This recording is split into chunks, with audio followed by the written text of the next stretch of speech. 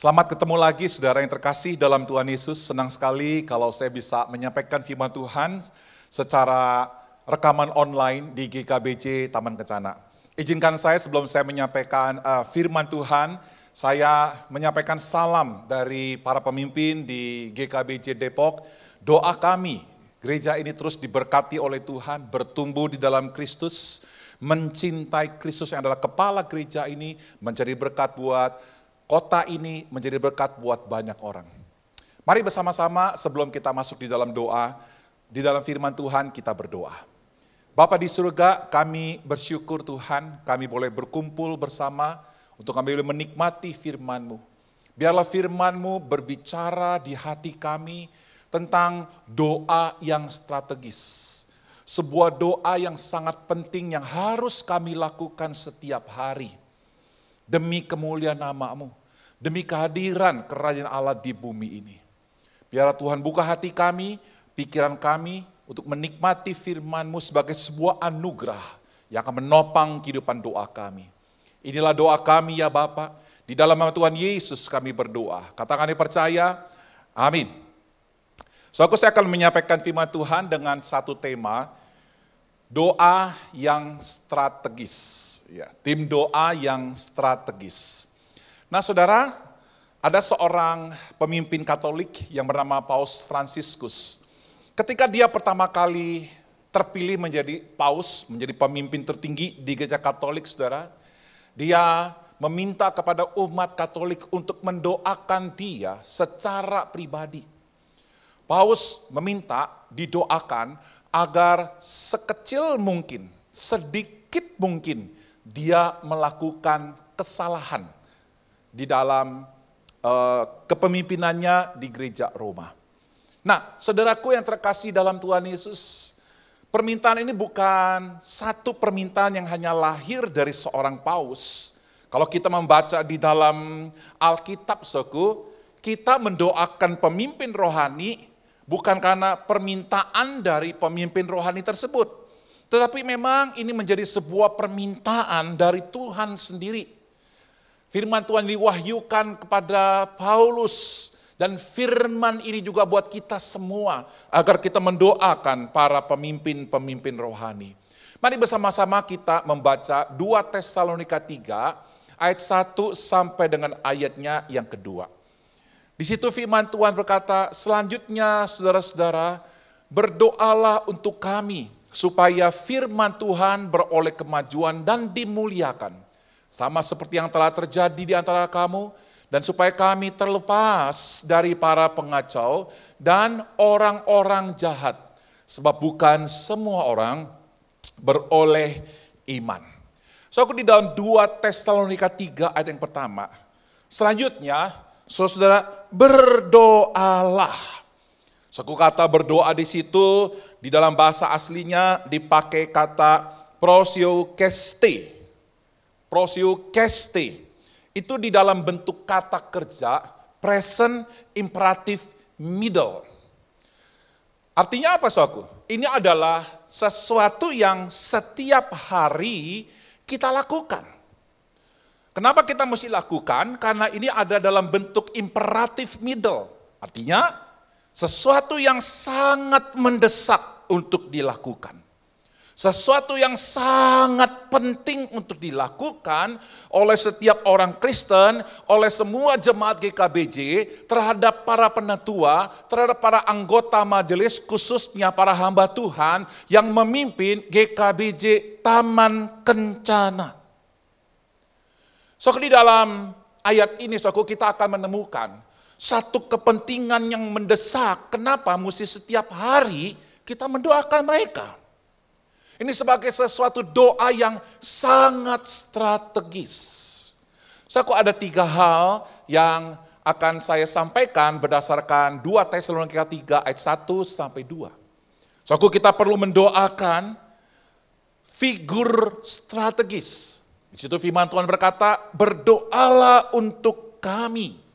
Ini bukan orang biasa, ini bukan jemaat, ini bukan orang yang baru dibaptis, ini bukan pelayan-pelayan yang biasa, tapi mereka adalah para pemimpin-pemimpin gereja. Kemudian saudaraku, kenapa ini sangat mendesak untuk didoakan?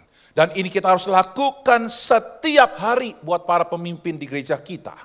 Karena ini adalah karena tugas mereka itu sangat strategis. Karena mereka harus menyampaikan firman Tuhan, agar firman Tuhan yang mereka sampaikan itu beroleh kemajuan dan dimuliakan oleh orang banyak. Yang ketiga, saudaraku, kenapa kita perlu mendoakan setiap hari? Sebagai sesuatu yang sangat mendesak. Karena mereka lagi sedang berhadapan dengan tantangan yang strategis. Kalau kita membaca di dalam kalimat selanjutnya, agar mereka terlepas dari pengacau dan orang-orang jahat. Nah, saudaraku, ini adalah 3 hal yang sangat strategis, yang sangat penting untuk kita doakan para pemimpin. Saudaraku, kalau di dalam medan pertempuran, saudaraku, di dalam medan peperangan, ya, yang namanya prajurit, yang namanya pemimpin, dia tidak tahu hal-hal yang strategis, hal-hal yang mesti diutamakan, hal-hal yang mesti dipegang dan tidak boleh dilepaskan, maka peperangan itu akan membuat mereka kalah.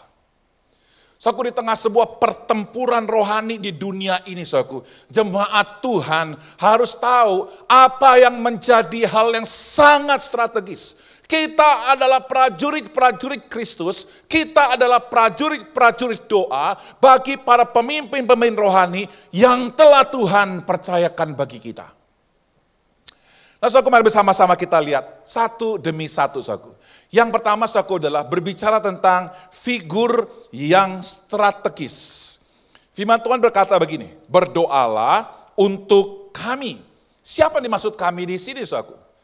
Yang maksud kami di sini adalah Paulus, ya, Timotius dan Titus. Karena waktu itu, saudaraku, mereka lagi sedang bersama-sama di dalam sebuah perjalanan dan lagi dalam sebuah pelayanan di gereja Korintus. Tapi kami di sini, saudaraku, juga berbicara para rasul yang lain. Dan kami di sini juga, saudaraku, berbicara pemimpin-pemimpin strategis sampai saat ini. Pemimpin-pemimpin gereja yang strategis sampai saat ini. Karena kata berdoa di situ bukan dipakai kata dalam bentuk past tense, tapi dalam bentuk present. Artinya ini masih berlaku, permintaan ini, perintah ini berlaku sampai sekarang. Saudaraku yang terkasih di dalam Tuhan Yesus, apakah kita sekarang menjadi jemaat yang mendoakan para pemimpin sebagai sesuatu yang sangat strategis? Saudaraku, coba mari bersama-sama kita mengevaluasi. Apa sih yang kita doakan setiap hari? Apa sih yang kita syafaatkan setiap hari? Saudaraku, tidak salah sih kalau Anda mendoakan tentang kesehatan Anda setiap hari. Tidak salah sih kalau Anda mendoakan tentang pekerjaan Anda supaya diberkati oleh Tuhan. Enggak salah, saudara.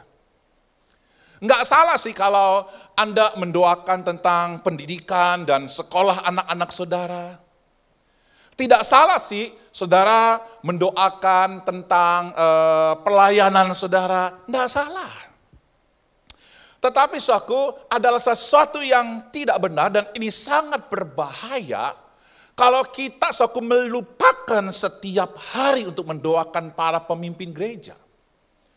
Maaf, saudaraku, kita lebih mengingat mendoakan apa yang menjadi kebutuhan kita dan tentang kesehatan kita. Apalagi pada masa COVID ini, saudaraku, hampir saya dengar setiap hari jemaat minta didoakan supaya mereka sehat, supaya mereka bisa bebas dari COVID.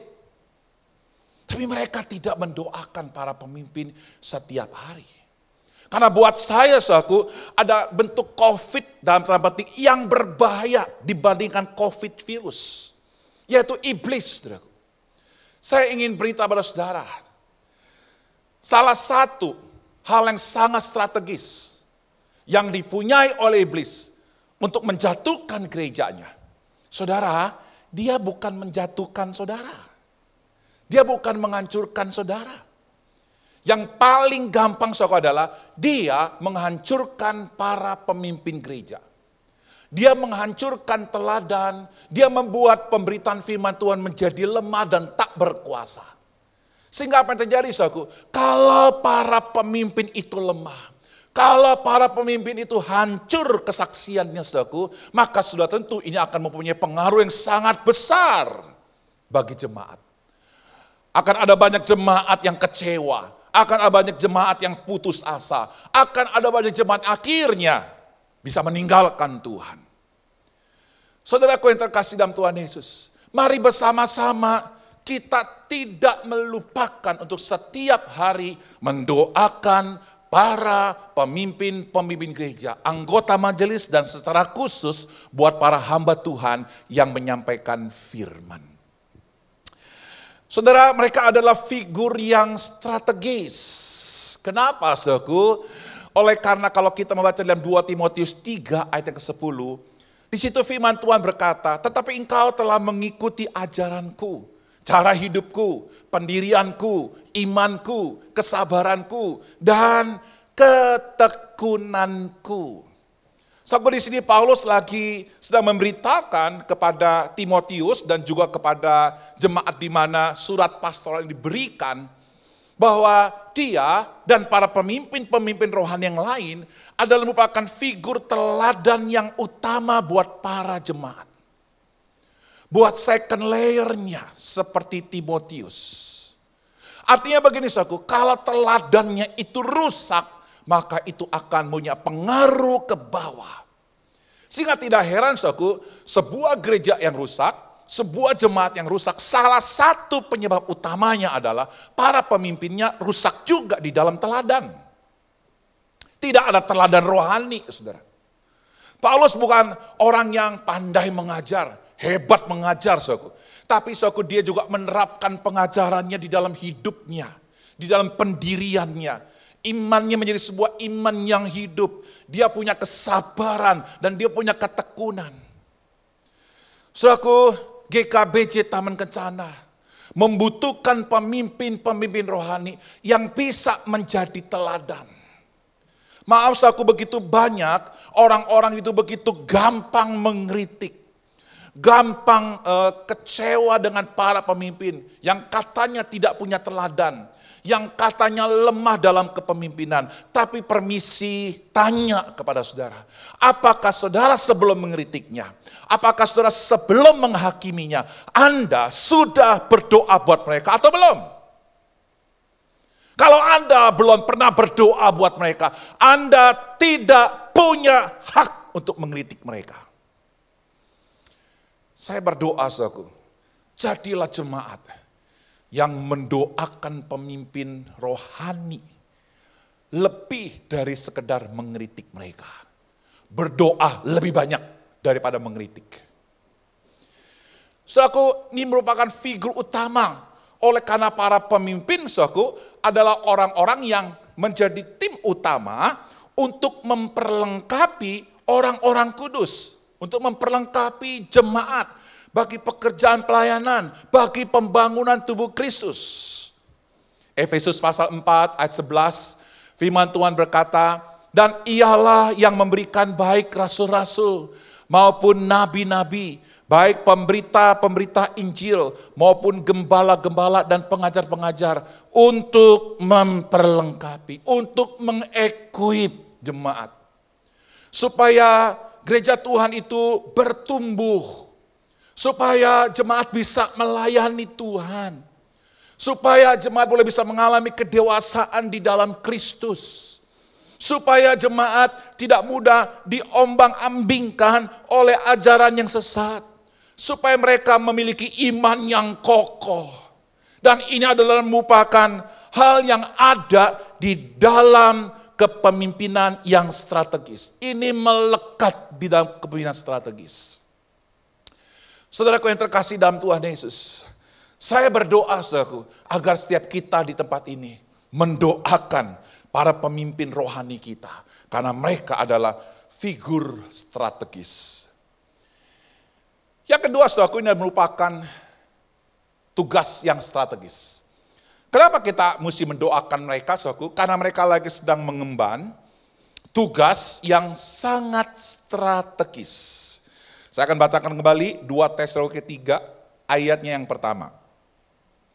Saudara-saudara, berdoalah untuk kami, supaya firman Tuhan beroleh kemajuan dan dimuliakan. Tugas mereka apa, saudaraku? Tugas mereka adalah membagi firman Tuhan, supaya firman Tuhan yang didengar oleh jemaat, yang disampaikan lewat khotbah, yang disampaikan lewat pembesukan, yang disampaikan lewat percakapan, itu masuk dalam kehidupan jemaat, dan firman itu beroleh kemajuan. Maksudnya apa, saudaraku, beroleh kemajuan di sini?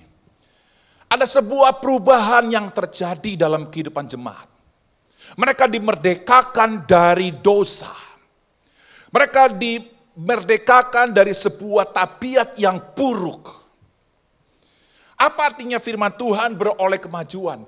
Bayangkan, saudaraku, ketika ada seorang pengkhotbah, ambil saja misalnya pendeta David, ketika menyampaikan firman Tuhan tentang pernikahan, tentang keluarga, jemaat mendengarkannya. Lalu kemudian, saudaraku, ada beberapa orang yang telah mendengarkan firman Tuhan, lalu kemudian mengambil keputusan untuk tidak menceraikan istrinya, mengambil keputusan untuk meminta maaf kepada istrinya, mengambil keputusan untuk menjadi teladan buat anak-anaknya. Tahukah, saudaraku, itu yang dimaksud oleh firman Tuhan beroleh kemajuan.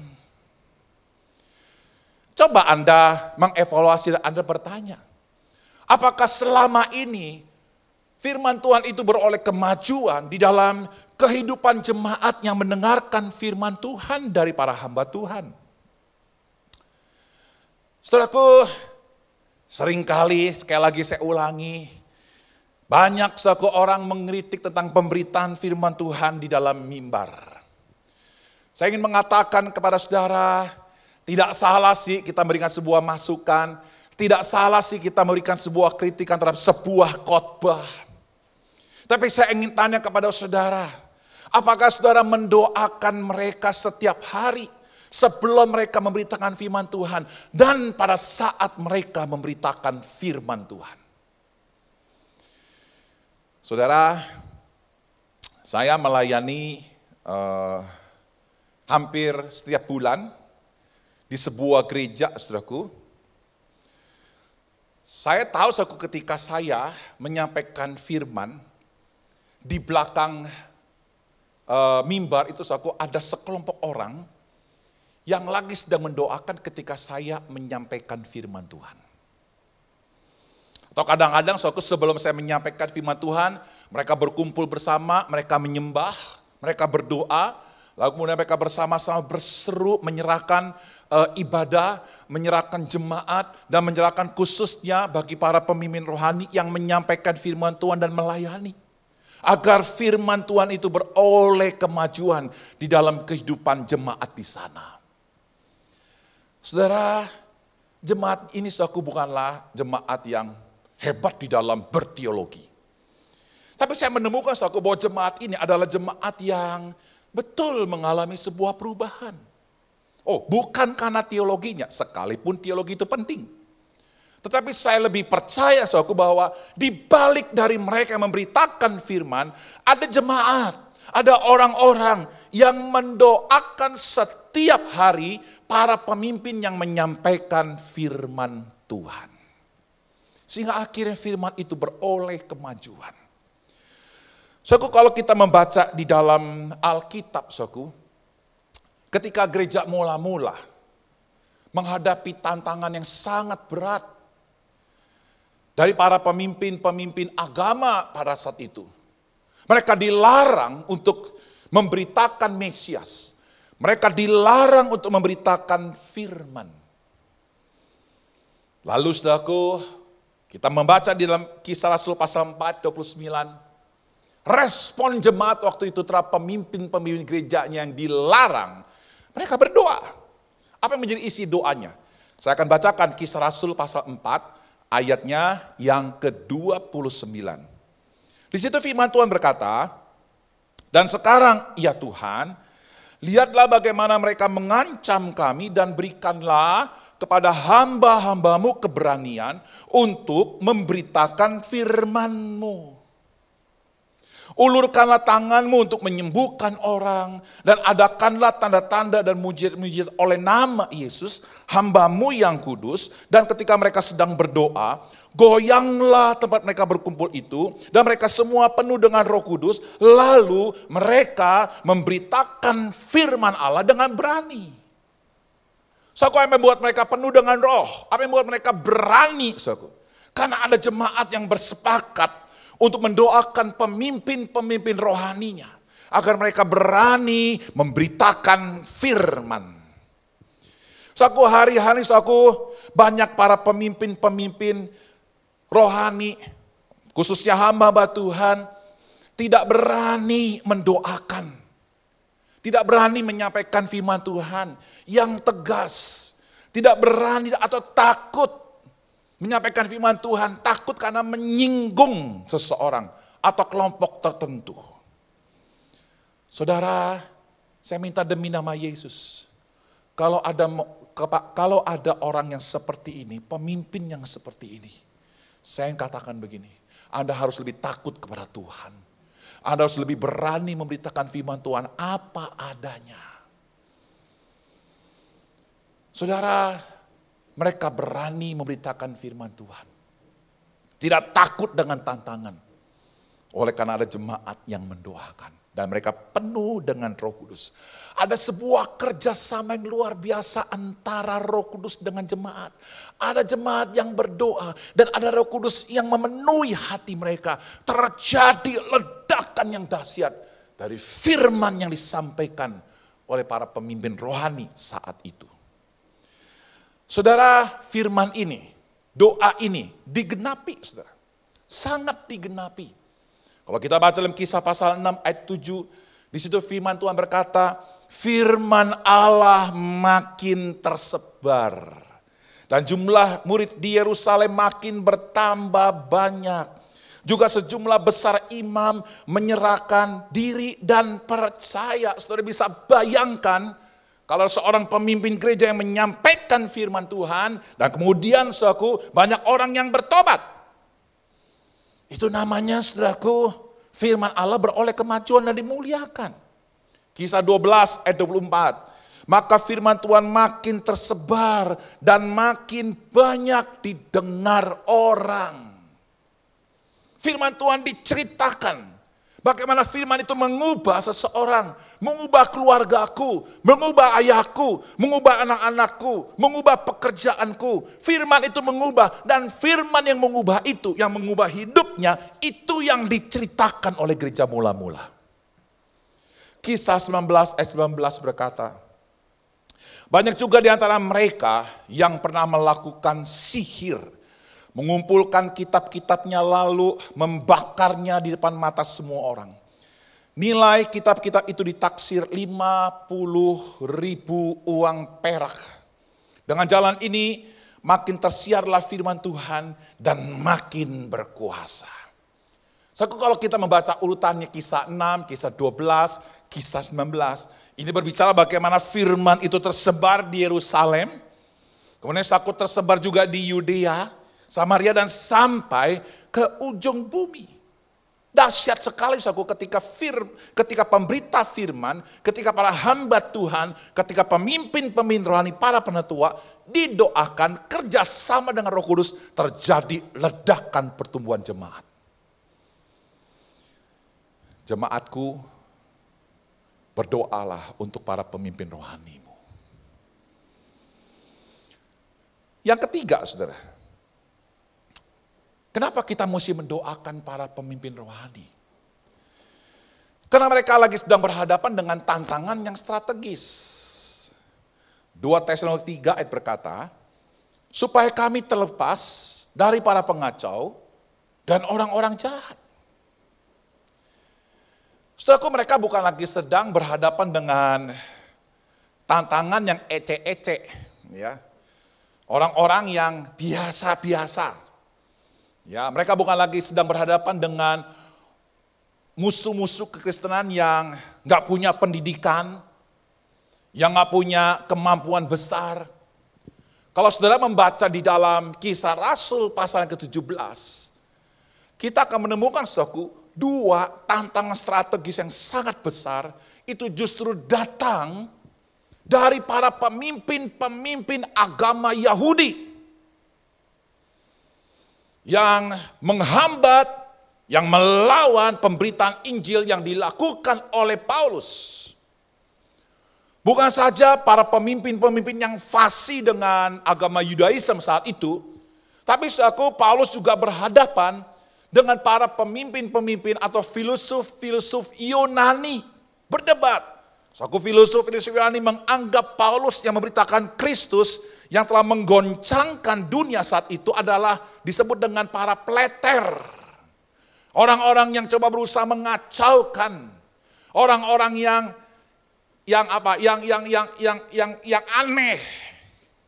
Oh, saudara, Paulus lagi sedang berhadapan dengan para pemimpin-pemimpin yang hebat dari agama Yahudi dan daripada filosof-filosof Yunani. Tahukah saudaraku, bahwa para pemimpin-pemimpin kita juga lagi sedang menghadapi tantangan yang sama. Bahwa Pak David, para hamba Tuhan, bukan saja lagi sedang berhadapan dengan tantangan-tantangan di dalam pelayanan, tapi mereka juga harus bertanggung jawab untuk mereka membentengi jemaat terhadap ajaran-ajaran yang palsu, terhadap ajaran-ajaran yang menekankan moral, legalistik, terhadap ajaran-ajaran yang sangat menekankan kebebasan, anominian. Saya berdoa, saudaraku, mari bersama-sama kita doakan para pemimpin rohani kita, agar mereka berdiri tegak dan kuat menghadapi tantangan ini. Mereka berdiri atas Injil Kristus, bukan Injil perbuatan atau Injil murahan. Mereka tegak berdiri atas Injil Kristus. Saudaraku, siapakah yang dimaksud oleh Paulus? Orang pengacau atau orang jahat. Poteros dan Atopos. Siapa mereka ini, saudara? Saudara, Adam Clark, dia menyebut pengacau dan orang jahat adalah orang-orang yang keluar dari sarang mereka. Karena mungkin, saudara, kekristenan waktu itu setelah menggoncangkan ekonomi mereka, menggoncangkan kekuatan politik mereka, menggoncangkan pengaruh mereka. Mereka keluar dari sarang. Mereka sebagai pengacau. Mereka adalah orang-orang yang tidak menghargai aturan dan pembangkang.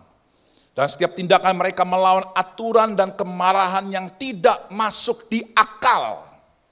Itu yang terjadi pada saat para pemimpin-pemimpin gereja waktu itu. Mereka berhadapan dengan orang-orang yang tidak lagi memakai akal sehat untuk berdebat.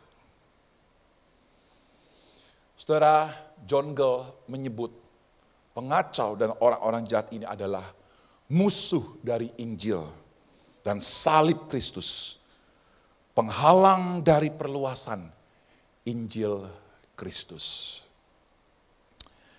Saudara, gereja mula-mula dan gereja sekarang ini lagi sedang berhadapan dengan tantangan yang strategis. Bahkan suatu zaman sekarang ini lebih rumit tantangan itu, saudara. Lebih besar. Itulah sebab saudaraku penting untuk kita memahami. Kita berdoa setiap hari sebagai sebuah hal yang sangat mendesak untuk para pemimpin kita menang atas musuh-musuh dari Injil Kristus ini. Saudara, musuh Injil Kristus bukan saja dari mereka yang disebut dengan orang-orang legalistik yang diwakili oleh orang-orang Yahudi fanatik saat itu, saudara. Juga bukan saja diwakili oleh orang-orang antinomian yang menekankan kebebasan, saudara. Tapi saya ingin beritahu saudara, bahwa sebenarnya musuh ini kadang-kala juga ada di dalam gereja. Tidak memakai nama legalistik, tidak memakai nama antinomian. Saudara, Saya menulis sebuah kalimat yang sangat penting untuk para pemimpin di GKBJ Taman Kencana memikirkan dan mengevaluasi. Apakah selama Anda menjadi pemimpin gereja, Anda adalah orang yang pro Kristus atau Anda yang adalah versus Kristus? Para pemimpin gereja yang tidak lagi berfokus pada pemberitaan Injil Kristus, dalam damai Kristus, tidak berfokus pada pertobatan dalam Kristus, tidak berfokus pada penebusan dalam Kristus, tidak fokus pada pemuritan dalam pikiran Kristus, dan tidak fokus kepada Kristus sebagai kepala gereja, maka sebenarnya mereka dapat disebut juga sebagai pengacau. Saya berdoa selaku para pemimpin di GKBJ Taman Kencana ini bukan pengacau. Dan saya berdoa, hati mereka, pikiran mereka dipenuhi dengan pikiran dan perasaan Kristus. Para pemimpin-pemimpin di dalam gereja ini adalah para pemimpin strategis yang dapat menghadirkan kerajaan Allah di bumi ini. Mari kita berdoa. Bapa di surga, hamba-Mu secara khusus berdoa untuk para majelis di tempat ini. Untuk setiap anggota majelis dan secara khusus untuk para hamba-hamba Tuhan. Pendeta David, Guru Injil Tias, Guru Injil Yani, dan semua hamba Tuhan yang hamba-Mu tidak sebutkan, biarlah Tuhan berkati mereka, biarlah Tuhan berikan kepada mereka kuasa tak kala mereka memberitakan firman, tak kala mereka melayani. Biarlah pelayanan mereka adalah pelayanan yang dipenuhi dengan Roh Kudus. Mereka adalah orang-orang yang berani memberitakan firman Tuhan, melawan sesuatu yang cemar, melawan sesuatu yang jahat, melawan sesuatu yang bersifat abu-abu. Mereka berani berdiri tegak untuk menyampaikan terang Kristus kepada jemaat. Hamba-Mu berdoa Tuhan, berkati para pemimpin di tempat ini. Dan biarlah semua anggota majelis para penatua yang ada di dalam kemajelisan, tidak satu pun yang memaksa pikirannya dan egonya untuk memimpin gereja. Biarlah semuanya mereka selalu berembuk, bersehati untuk memikirkan apa yang dipikirkan Kristus buat GKBJ Taman Kencana. Segala sesuatu yang bertolak belakang dengan pikiran Kristus, buat mereka berani untuk melawannya. Hamba-Mu berdoa Tuhan, biarlah para pemimpin di GKBJ Depok mencari pemimpin yang mengasihi Kristus, yang menghadirkan Kristus di dalam gereja ini. Terima kasih Bapak, di dalam nama Tuhan Yesus kami berdoa. Amin.